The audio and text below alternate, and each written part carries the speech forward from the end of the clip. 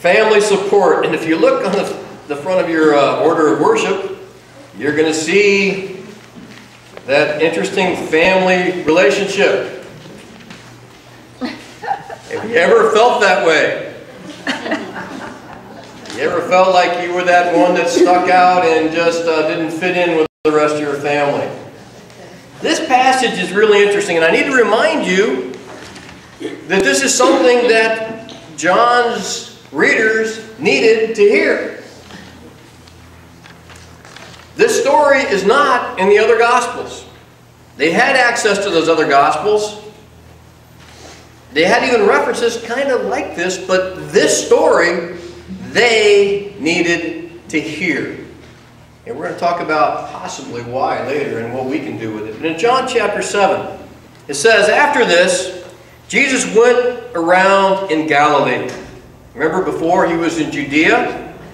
All right, and he left there. He said he went around in Galilee purposely staying away from Judea because the Jews there were waiting to take his life. When the Jewish feast of tabernacles was near, Jesus' brothers said to him, "You ought to leave here and go to Judea, so that your disciples may see the miracles that you do. No one who wants to become a public figure acts in secret. Since you are doing these things, show yourself to the world." Okay, let's stop there. It's a feast. And one of three feasts in the Jewish world. There was the Feast of Passover and the Feast of Weeks, which is the Feast of Pentecost. And then there was the Feast of Booths, or Tabernacles, or the ingathering, because it had to do with the harvest. And it was always in the middle of what we would call October. Right? And it was actually the favorite one they had. Wednesday night, I don't know if you guys know this, we have a class on Wednesday night. And, we sit around and talk about some things. And I said because I studied this passage, it made me think about camping. Because that's what the Feast of Booths was about. You went and you had to live in some kind of little shelter that you made for a week. And there were some specifications in some of the writings about this shelter, not in your Bible, but in some of the writings about the Bible, that it couldn't completely hold rain out. You had to be able to see the stars.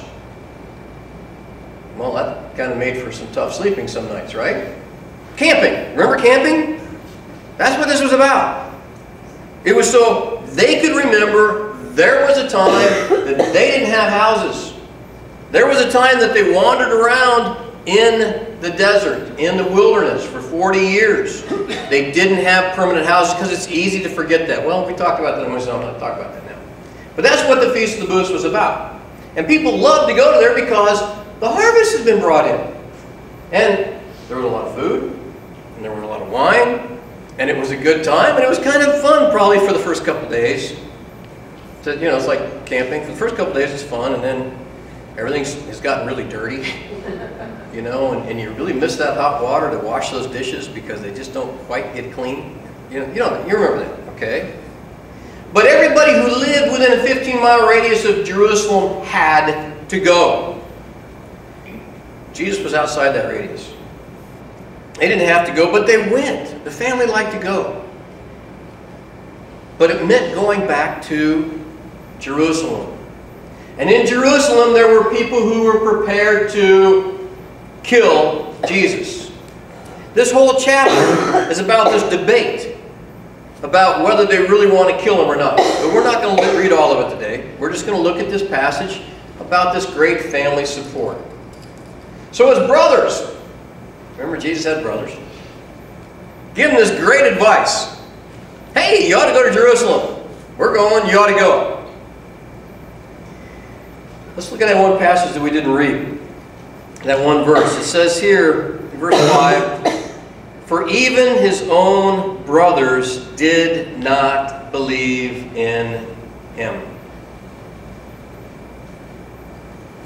Wow. His own brothers didn't believe in him. Now Jesus believed that there were people in Jerusalem that wanted to kill him. His brothers gave him some really good advice. Go to Jerusalem. Yeah, the typical brother stuff, right? Have you ever got good advice from your brothers? Sometimes you wonder if they have your best interest at heart. But they did feel free to give them advice, didn't they? Isn't that amazing? Yeah, back here in verse 1 where Jesus asked for their advice. Well, hey, wait a minute. It turns out he didn't ask for their advice. That's the great thing about families. Free advice. Isn't that great? You get free advice from your family, whether you want it or not. You get free advice because there's something about family they feel like, well, let me just tell you what to do. Your family.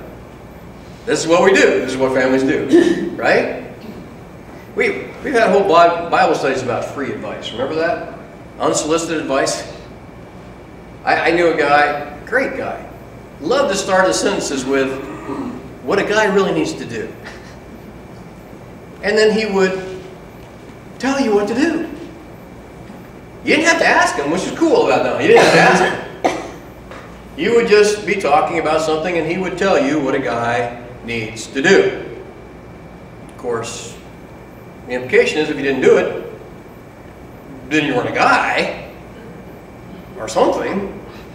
Or you were not as smart as him, or stupid, or rebellious, or what do you do with free advice? I mean, come on, what do you do with it?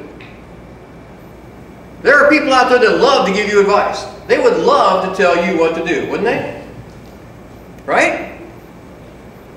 Well, the first thing you do is you look at their own life and you say, well, how does that work? How's that worked out for you? Isn't that the smart thing to do? I mean, if someone gives you free advice, you say, okay, well, you know, hey, great. How's that working for you? Your life is a mess. But they're willing to tell you that's what family does, right? They didn't even believe in Jesus. How did they explain the fact that he just fed 5,000 people? That he walked on the water? That he healed the sick? What did they do to get around that to say, it's just Jesus is my brother? Whatever it is, they did it. Listen to this passage with me. Just don't go. If you want to mark it in your notes, it's in Mark chapter 6, okay? Mark chapter 6.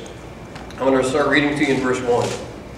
It says, Jesus left there and went to his hometown accompanied by his disciples. When Sabbath came, he began to teach in the synagogue. And many who heard him were amazed. Where did this man get these things, they asked. What's this wisdom that has been given to him, that he even does miracles? Isn't this the carpenter? Isn't this Mary's son, and the brother of James, Joseph, Judas, and Simon? Aren't his sisters here with us? And they took offense at him. Jesus said to them, only in his hometown, among his relatives, and in his own house is a prophet without honor. By the way, did you get the names of the brothers? Right? We know their names. Which one gave me advice? Probably all of them. They said, yeah, go on down to Jerusalem. You need to be in Jerusalem. Jesus, you got to go to Jerusalem. Really, if you're going to do these things that you're doing, you better go do them down there where people can see them. That was encouraging, wasn't it? Jesus said, well, yeah, these things did a lot for you guys. You don't even trust me. You don't believe. Go back to John chapter 7. He says, therefore Jesus told them, the right time for me has not yet come. For you, any time is right. The world cannot hate you, but it hates me, because I testify that what it does is evil. You go to the feast. I am not yet going to this feast, because for me the right time has not yet come. Having said this, he stayed in Galilee. However, after his brothers had left for the feast, he went also, not publicly, but in secret. Now at the feast, the Jews were watching for him and asking, where is that man?